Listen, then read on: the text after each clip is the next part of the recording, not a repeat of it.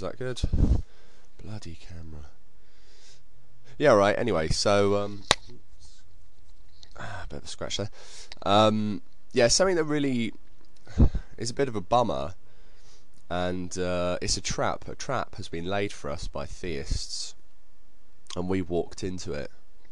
Okay, and that trap is the term atheism.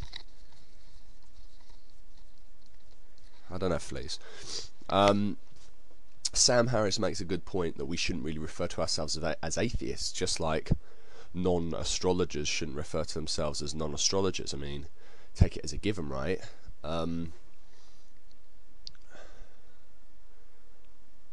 thing with being identified with atheists, which is problematic, is this. I'm reading a book right now. Well, I started reading it. It's called The Dawkins Letters. And it's by a Christian who wrote lots of letters to Richard Dawkins, disputing points that Dawkins made in the God Delusion. And in the introduction, stroke forward, he ends it by saying, you know, may God help us and save us, you know, from the failed atheist 20th century. Now, we all know what he's talking about when he says the failed atheist 20th century. He's talking about the old gem that everyone, D'Souza, him, who else?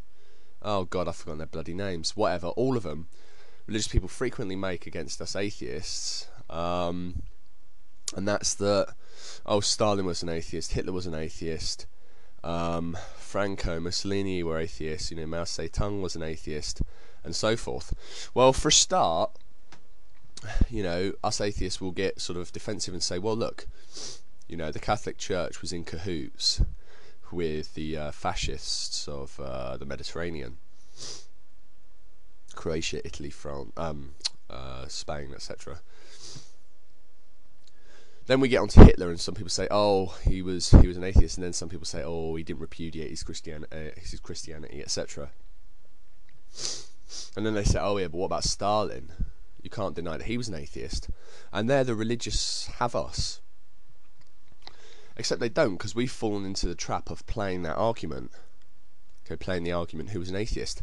So let me make this perfectly clear for everybody out there.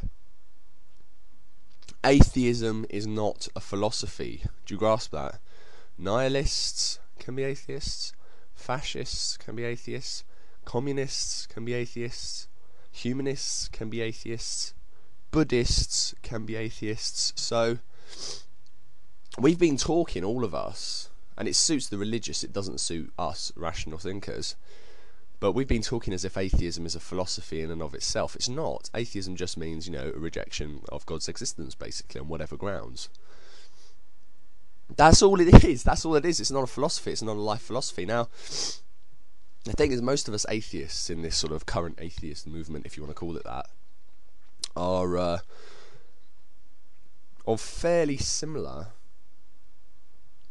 if not identical, philosophical backgrounds. I mean, many of us are humanistic, often liberal, often believe in freedom of speech and so forth.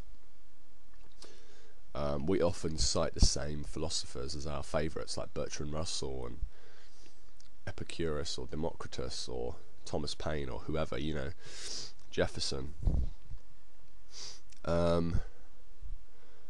So, you know, referring to ourselves as atheists isn't really clever, because one, atheism is not a philosophy. Two, therefore, it's not very useful to call ourselves atheists. And three, it leaves us open to the attack that atheism is fundamentally immoral.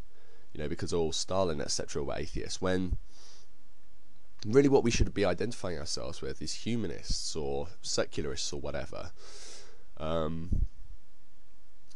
Atheism really is a very small part of our philosophy. I repeat, to all the religious people out there, to all the atheists out there, atheism is not a philosophy.